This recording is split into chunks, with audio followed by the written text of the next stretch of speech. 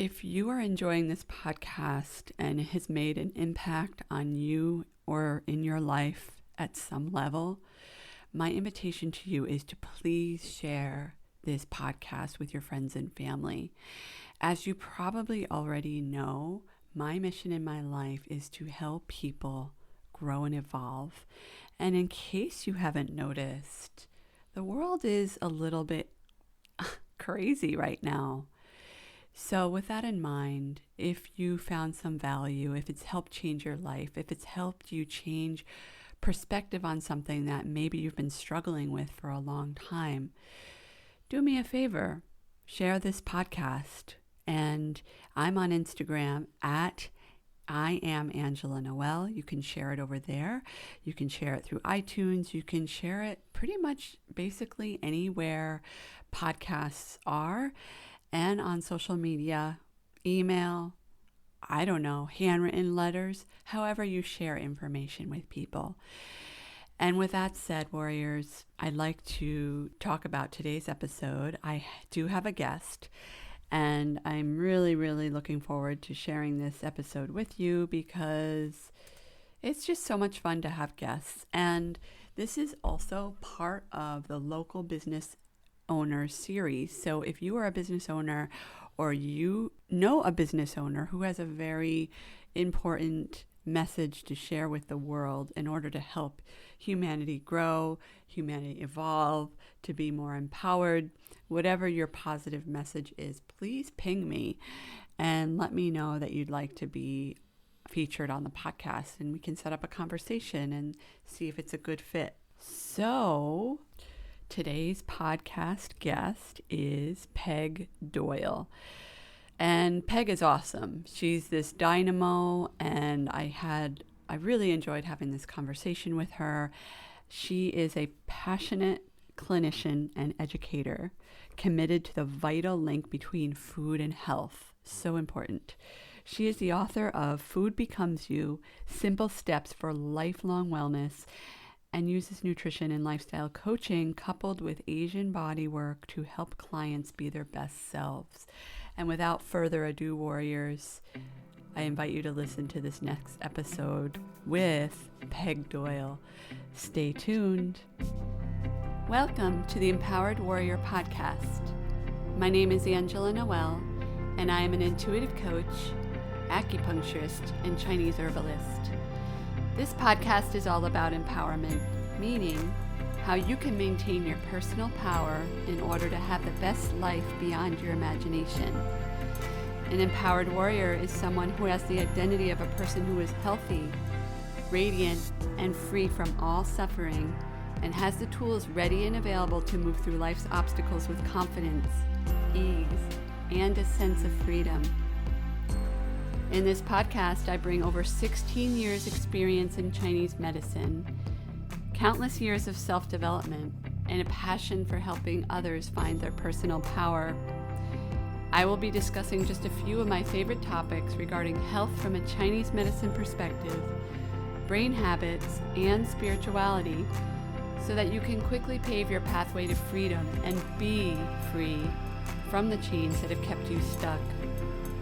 My intention with this podcast is to serve as a guide for warriors who want to form a healthy foundation of body, mind, and spirit, and sustain it by changing who they are being from the inside and having a stronger connection to their higher selves.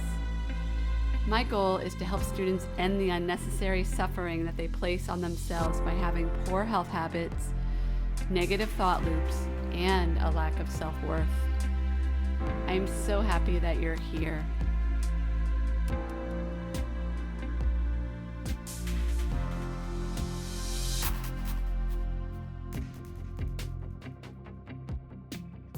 Hello, Empowered Warriors. Welcome to another exciting episode. I am so excited to welcome another guest, Peg Doyle. Hello, Peg. How are you? I'm just fine, Angela. How are you? I'm really well, thank you. I'm so glad that you're here, and I love your vibrant energy. I think we may have talked about that before, but I'm going to say it for the record. So Well, thank you. And back at you. thank you so much.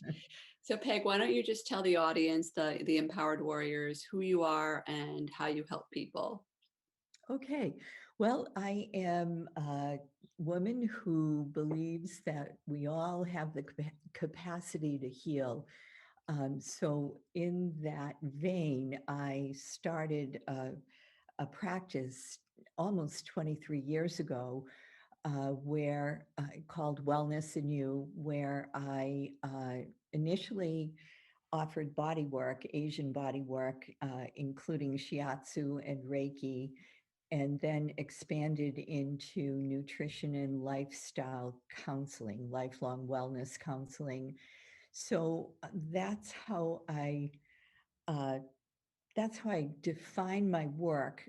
But what I think is even more important is that one of my major goals is to help people uh, uncover the fact that no matter where we're at, we all have the capacity to heal. And it may not be the kind of healing that we imagined it would be, but there will be some kind of healing if we really are able to uh, understand that concept and get away from the idea that healing comes from some outside source. As a practitioner, I'm a facilitator of that healing, but I'm not the healer. The person is ultimately the one who does the healing. So that's really my mission, to communicate that, because I've seen it so many times that that's what happens when somebody gets better. They believe they have the capacity, they do the work, and they get better. I am, I just have chills, first of all, and then I am so excited for this conversation because I don't think enough people are talking about this and it needs to be heard. So I would love it, Peg, if you could just dive in a little more and let the audience know how specifically you work with people and teach or inspire people to really embody these concepts that they can heal themselves. Mhm. Sure. So I guess I would start with shiatsu. And shiatsu is based on the same principles as acupuncture. So I'm sure you shared this experience too from your work, Angela. But at the beginning of a shiatsu treatment, or even before I start the treatment, I sit with the person, talk with them about their current health status. While I'm doing that, I'm observing them, the sound of their voice, the quality of their skin, the way they're breathing, those sorts of things, to get a preliminary assessment of how they are. Then, before I start the treatment, I palpate a central area of the body that corresponds with each of the major meridians or energy pathways in the body, looking for which meridians are in good balance and which are holding too much energy and which are holding too little energy. So I do the treatment and check in with those special points on the body as I'm doing the treatment. And it always adjusts, it always moves into a better balance. It's not that I'm even doing that much. It's that the body is listening to the gentle pressure that's being applied along the pathways, and it says, "Wow, that feels pretty good." And it feels pretty safe too. So I think I'm going to go back to a more even distribution of my energy. And it's just, I've been doing this, as I said, for 23 years, but I am still so fascinated by how easily the body can shift into a more balanced place from that short a treatment. And not to say it stays that way, because there's life that happens, Yeah. but it shows the capacity. And I share this with my clients so they can begin to tune into what they're experiencing during and after the treatment. Because we can go forward with life. You know, you can walk out of a treatment room and go home to a house full of kids or a demanding job or something and not even notice the subtle changes that are occurring unless you start tuning into them. So that's what I like people to do. And then they start to appreciate their body and how it really does want to be in balance. That's the shiatsu part of it. And then with the food, uh, it's just amazing how quickly we can heal when we eat foods that are nourishing. And I started that work really because of my own experience of going through, well, for a long time, I thought I was allergic to all fresh fruits because I would get hives in my mouth if I ate them. So, in place of fresh fruits, I ate a lot of sugar based foods, candy, cookies, those sorts of things. And really, at a young age, before age 50, I had very elevated triglycerides and cholesterol. And one day somebody offered me an apple, and I said, I'm sorry, I can't eat apples. She asked why, and I said, I told her, and she said, well, this is organic. And honestly, back then, I didn't even know what organic meant. So she explained it to me, no pesticides, no additives, and all of that. And I took a bite of the apple and I had no problem. And so I ate the whole apple. Then I tried a peach, a pear.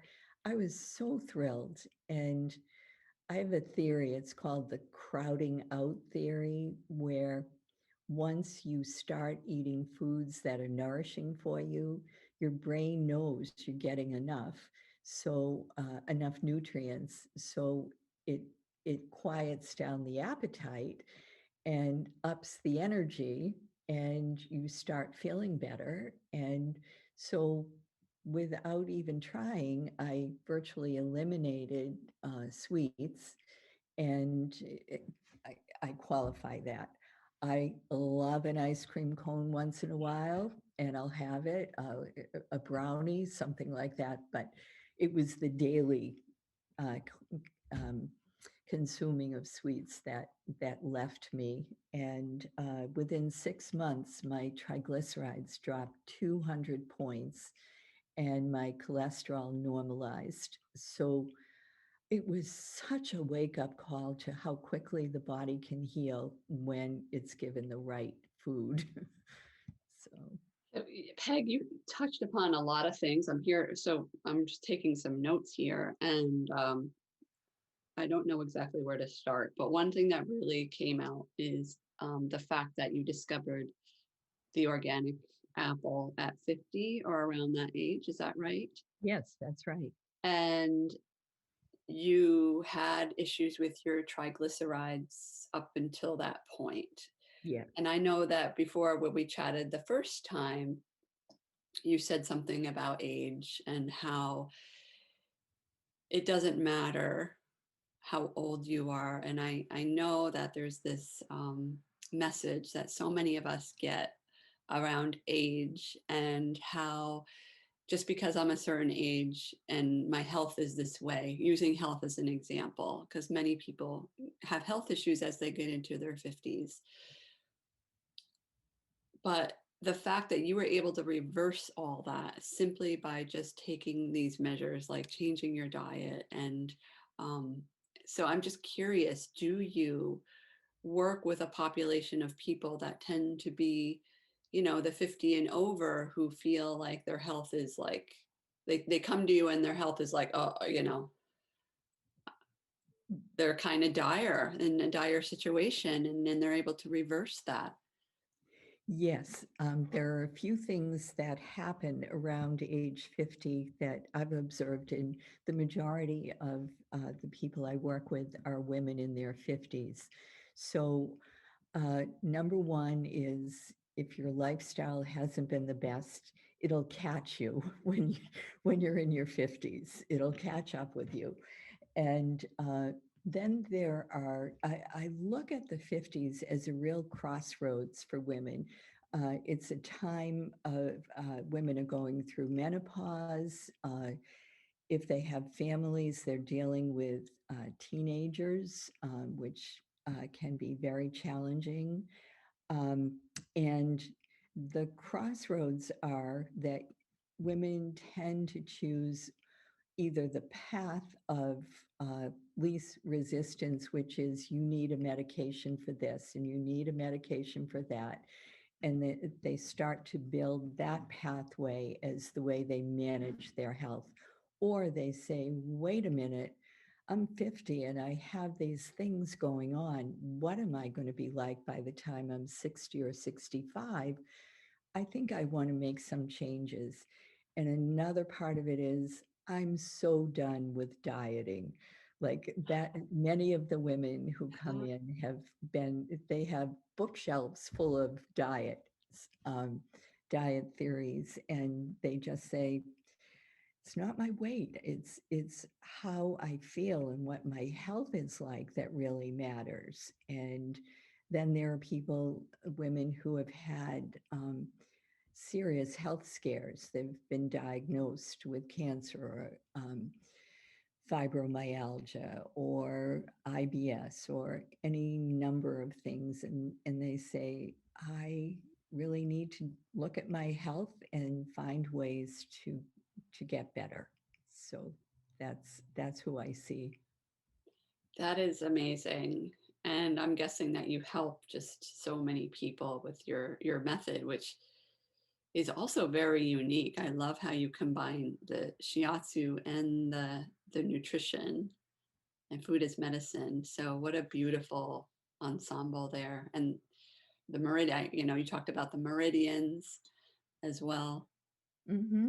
Well, it's funny when I started getting very busy with nutrition, I thought for a while about cutting back on the body work, and I realized that we all need different things at different times. So many of the women I see will fluctuate back and forth. Right now, I need to focus on my food, and no, I need some body work, or they do them simultaneously. And for that reason, I thought I really don't want to give this up, and I'm still fascinated by the body's response to body work.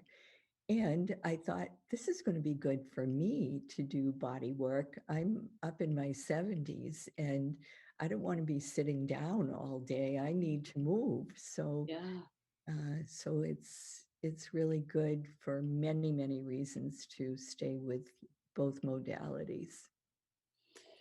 And I talk about the meridians quite often on the podcast. So the audience, I think some of them, if not many of them, know at least some of the channels.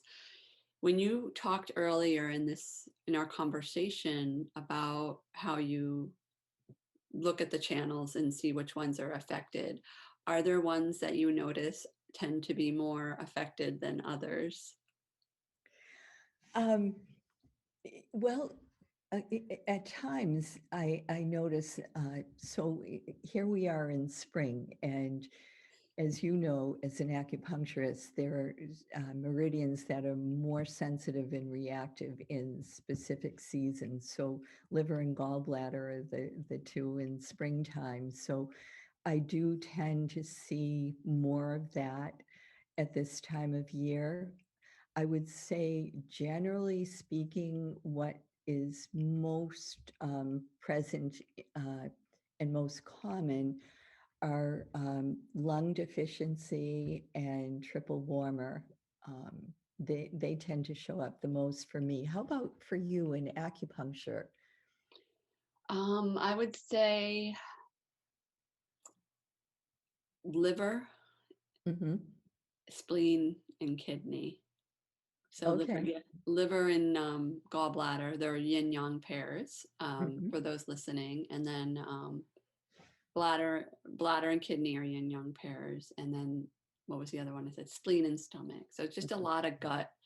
So a Yeah. lot of gut issues, a lot of liver, a lot of blockage, and Yeah. actually my last episode was spring in the liver channel. So um, definitely a lot of liver stuff shows up in general. I think just because it's a lifestyle, I feel like it's our lifestyle channel, but also it's the channel associated with stress and Trust. stagnation. So Yeah. it's the one that it takes a lot of hits for sure. Yes.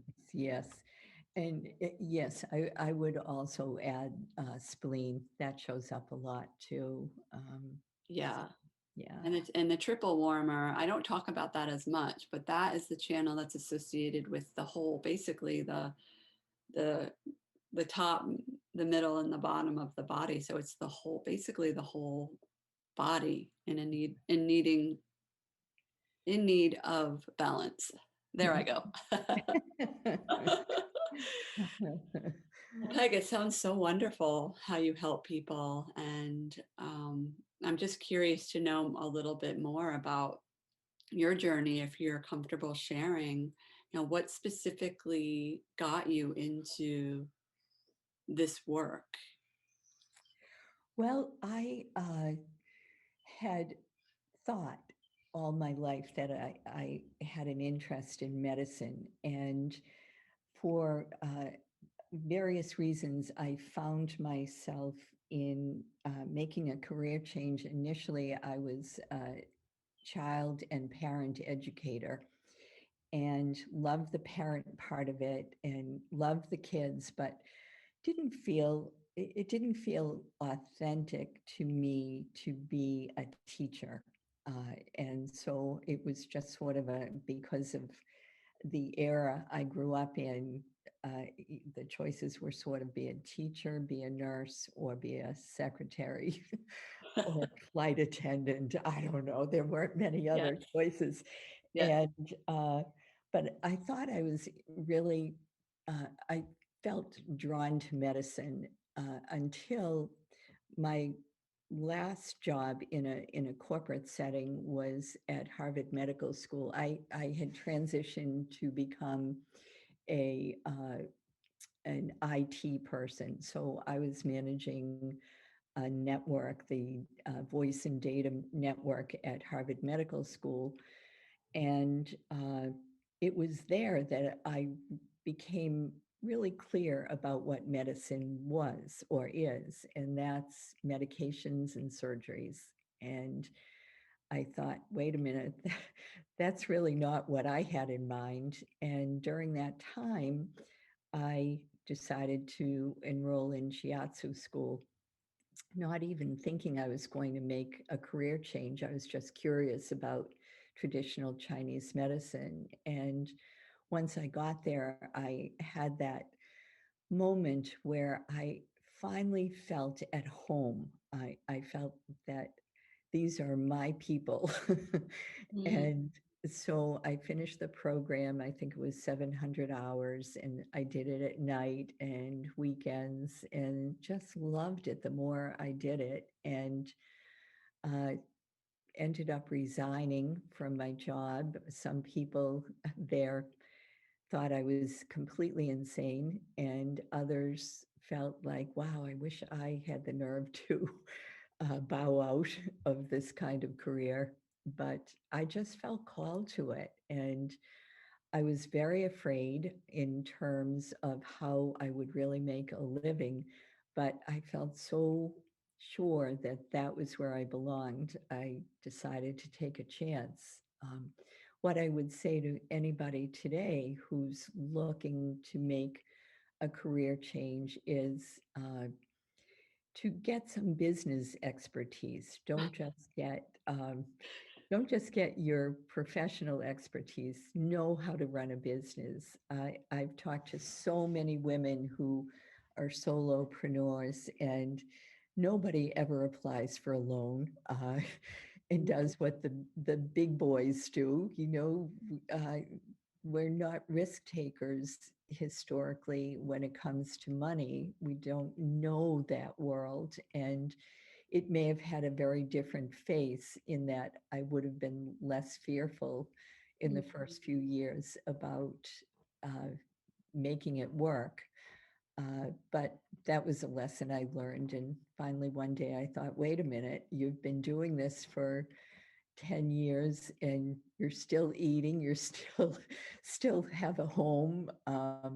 So I guess you're doing something right. But I think having business expertise would give any woman a lot more of a sense of confidence and security. I don't know what your feelings are about that, Angela. I'm looking at That's okay. you. Yeah, I'm so glad, Peg, that you brought this up because, like, 2 points. First of all, you mentioned what I kept hearing. The word I kept hearing in the beginning was that you were aligned, or that you were, you left your job and you're doing something even though you weren't really sure how it was going to work out. And I talk about that a lot in the podcast, just the importance of being in alignment, because if you're not in alignment, you're always going to be searching, or it will be a manifestation of not feeling aligned. So unhappiness, depression, physical symptoms, etc., etc. So I love that you brought that up, and I love the fact that you brought up the business part for women, because that is so true. I'd like to think that that's changing for the younger generations, but for women who are older and they want to start a business and are afraid, there's so many messages from our upbringing and stories that, women aren't supposed to do this and that. And I think that still exists, even though I'd like to say it doesn't. So that is really, really good advice. I remember in acupuncture school, during my interview, the principal of the school was like, this is a great program. You're going to be really well prepared when you get out. You're going to know you're going to be a good clinician.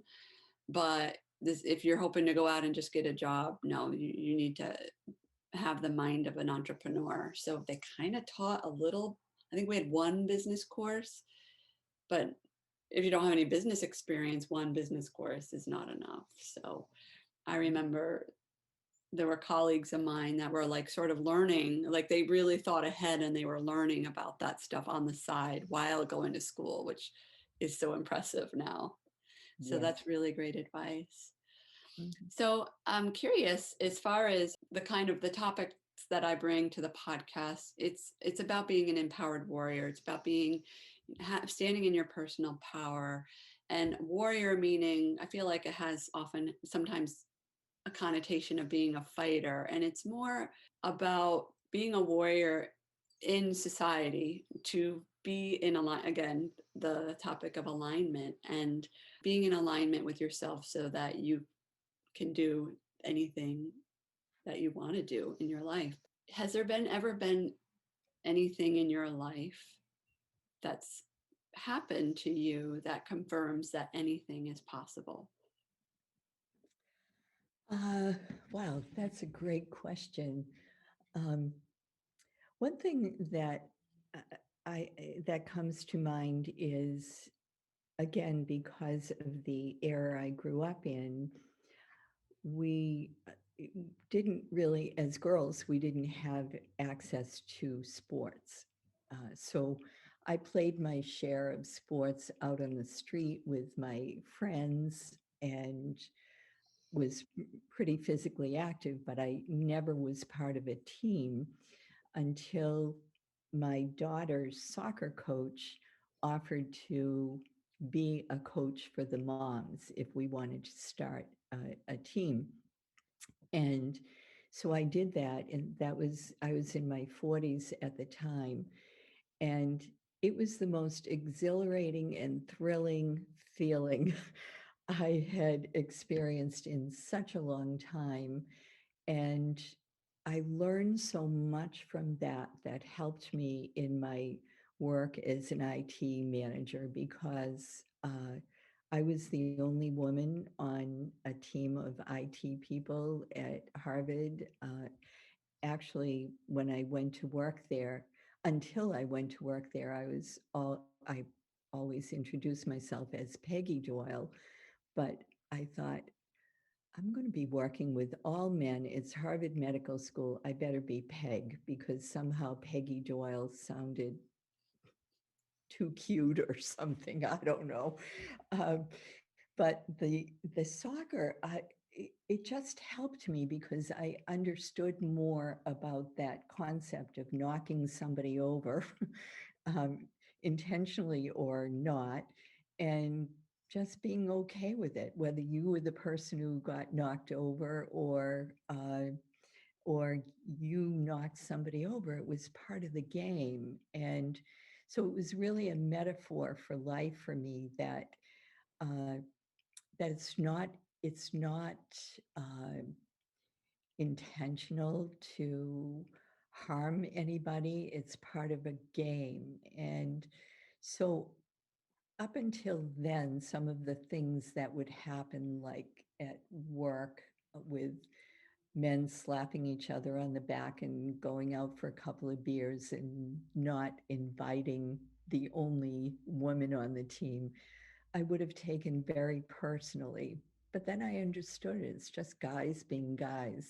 And so that was a big help to me, to see not only that aspect, but also to feel like I was a contributor to a uh, larger goal, whether it was on the soccer field or getting that network built for communications at the med school. So that was a big help to me, to and to learn my strength, that I could get down that soccer field and kick that ball. Wow, you're one powerful lady, Peg. I love that. And do you Yeah. still play soccer? I don't, and I stopped when after I was doing shiatsu for a little while, because I thought I really cannot hurt myself. So I totally get that. yeah, Yeah. Yeah. When you use your hands for a living, I remember there was something. Oh, I was playing like floor hockey one time, and I was like, yeah, it was so fun. But at the same time, I'm like, if I break my wrist. yeah, yeah. um, so any gifts that you have that make you unique, either gifts that bring you, that you bring to the table in your work or in your everyday life? Well, the thing I've heard from many people in many places is that I have a calmness to me that helps to calm them. And one of my clients recently said to my husband, when I go to see Peg, I feel like my blood pressure drops 20 points. So I used to look at my personality as a handicap, in that I'm not dynamic in the way many people are. I don't have a big presence the way many people do. But then I came to realize that my style is who I am, and it's serving people if I'm helping them to feel calmer. So I think I look at it now as a gift as opposed to a liability, Angela. And I bet I can see that you're somebody that when you speak, even I mean you yeah, I can totally relate to this, having a more reserved person. I don't know if reserved is the right word, but not a dynamic personality. But when you speak, I can imagine people will listen. Yes, for sure. Yep. Yeah, because you exude this confident, cool nature about you that I'm sure your patients and your clients really admire. And that Yeah. is a gift, to have a calm demeanor. And going back to that sense of being authentic, in my previous career in IT, I was often sent to the most agitated, unhappy client or researcher at the med school to calm them down. And so I was used in that way because of the way I present myself. But on the inside, I wasn't feeling calm at all. Where here in this world, I feel the same inside as I project on the outside. So that's why I know this is where I belong. That is just beautifully stated, because I do think that's something a lot of people get confused about, is how do I know that I'm doing the right thing? How do I know what my life's path is? How do I know what my dharma is? How do I know who I am and what I want? And I think one good indicator, and everybody's different, is when what you're doing comes from this place of calm and confidence, knowing. It's a sense of knowing, but you just described it. I'm trying to remember what words you use, but this calm confidence and knowing that you don't have to prove anything other to anybody else but yourself. Right. So I love that. And I feel like we're in such a pivotal time where people really are starting to wonder, after being in quarantine and being home and maybe being in jobs that they don't love, and maybe they want to do something else. Well, what is that? Mm-hmm. So I think just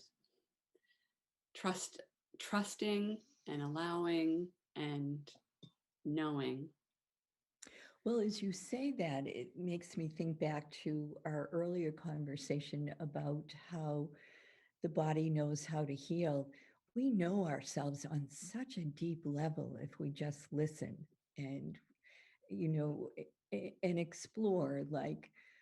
And before I found this work, I didn't know exactly where I belonged. I just knew I didn't belong where I was. And so when you find it, you know that's where you belong, because suddenly you just feel like you've come home.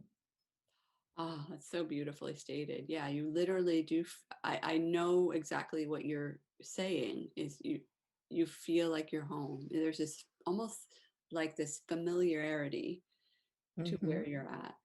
Yes. Whereas prior to that, it might manifest as anxiety, right? Because it's Sure. literally your soul begging you to, like, there's something more for you here. There's something for you to look at here, right? And Yes. we tend to label that negative feelings or anxiety as something that's bad and something that we need to get away from. But it's just our inner knowing trying to communicate with us. Yes.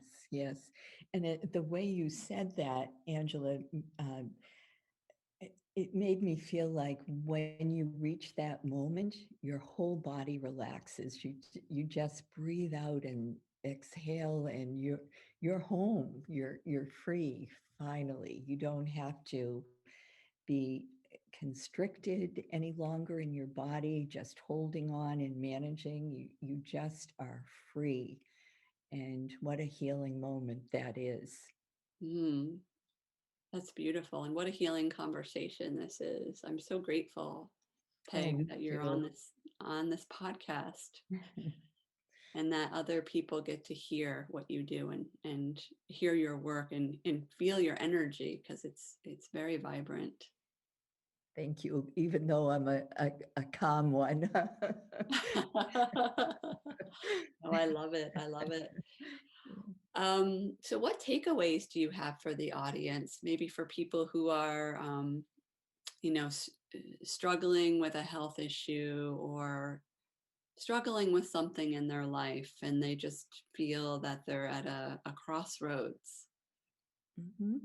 Well, I think the first place to start is to believe that you have all the answers. You may need somebody to help you hear yourself say what those answers are, but You live in your body, you live in your heart, you live in your mind, you live in your soul. You know yourself better than anybody. And if you can be true to who you are, then amazing things will happen for you, whether it's healing on the physical level, making a career change, going into or out of a relationship, choosing where and how you're going to live. You'll know where you belong if you just believe that you have the knowledge and answers within you. So I think when you can start from that place, you do your best work. When you're authentic to yourself, with work, if you are authentic to what you're doing, it doesn't even feel like work. It feels like playing. There hasn't been a day in the almost 23 years that I've been doing this work that I haven't looked forward to it. And I just never felt that way in the past. And so when you're where you belong, life becomes so much easier. So I guess that's what I would have to say, and believing that you have the ability to heal. I love that. It's wonderful. And I'm just curious, what came to mind when I was listening is this is so wonderful and so true. But if there's somebody out there that's listening and they're like, I get that, like I've heard that before, like be true to yourself, be authentic. If somebody is really in this place where they're just not sure how to get there, what would be a very basic first step that they could take on the path if they're just feeling very lost, very confused? As you say that, I thought about someone who was studying all the great artists like Monet and Matisse and Rembrandt. And in his research, he found that all of them had their greatest inspiration when they were away from the easel. They'd go out to the countryside, to the sea coast, whatever, but they would, and in effect, what they were doing and what I think we can do to find ourselves is to get away from our everyday life, even if it's only for 15 minutes a day. You might not be able to go away in the physical sense, but if you give yourself 15 minutes a day and do some journaling, or even go online and explore through YouTube a couple of things that you have a hunch you might like, and pick up on it, whether it's photography or healing or whatever, to just remember that you deserve and have earned that time for yourself to discover your best self. Because when you get there, you are benefiting not just yourself, but other people, because you're bringing gifts to them that you couldn't have brought if you were in a place that wasn't authentic to you. That's so true. That is so true, right? When people are thinking they're being selfish, especially women, I'm being selfish by doing this for myself, but no, like, what would you rather have? A tired, anxious mom, or a mom who is rested and is happy and fulfilled? Like, which mom would you want your kid to see every day and be an example, as an example? But that trickles into, other people that you see day to day in the grocery store, in the library. It's energy. I talk about energy a lot, and people, whether they consciously understand it or subconscious, like, it at some level, like, Yes. when you like somebody, even if you don't really know them very well, right? Yes, sure. That's how I feel about you, Angela. Like when we had that initial conversation a couple of months ago, it's like, I'm at home here. Yeah, She's really cool.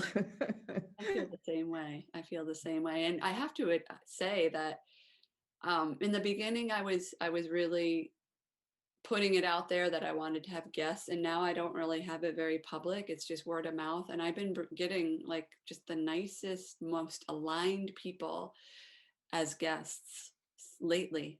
Great. Especially since I just backed off from it, and I'm like, all right, universe, whoever you want to bring, just bring. Great. So yeah. Good. All right, Peg. Well, this was lovely, and I know it's going to be in the show notes, but quickly for anybody who's listening, maybe they want to just do a quick search for you. How can people find you online, or how can people work with you? Sure. The easiest way to find me online is through my website, wellnessandyou.com. And you can contact me through the website, and that there's a contact page there, or you can contact me by emailing peg@wellnessandyou.com. That'd be the easiest way. And just let me know how I can help you. And you work with people both virtually and in person, is that right? Or just I virtually? do. Okay, I work, obviously the body work is in person. true.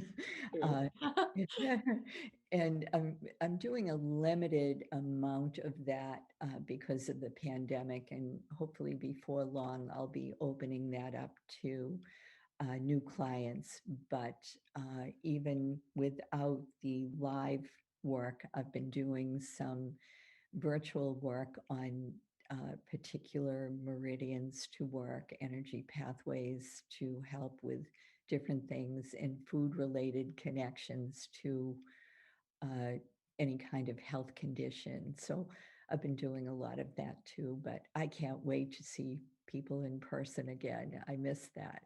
Yeah, yeah, I know. It's been a while. It's been a Mm-hmm. while. Mm-hmm. All right, Peg, thank you so much for being a guest. I'm so grateful that you came on today. I think the empowered warriors listening are in for a treat, and they are going to get so much information by learning from you. So again, thank you so much. And warriors, until next time, take care. Thank you so much for listening to the Empowered Warrior podcast. It is an honor and a privilege to have you as a listener.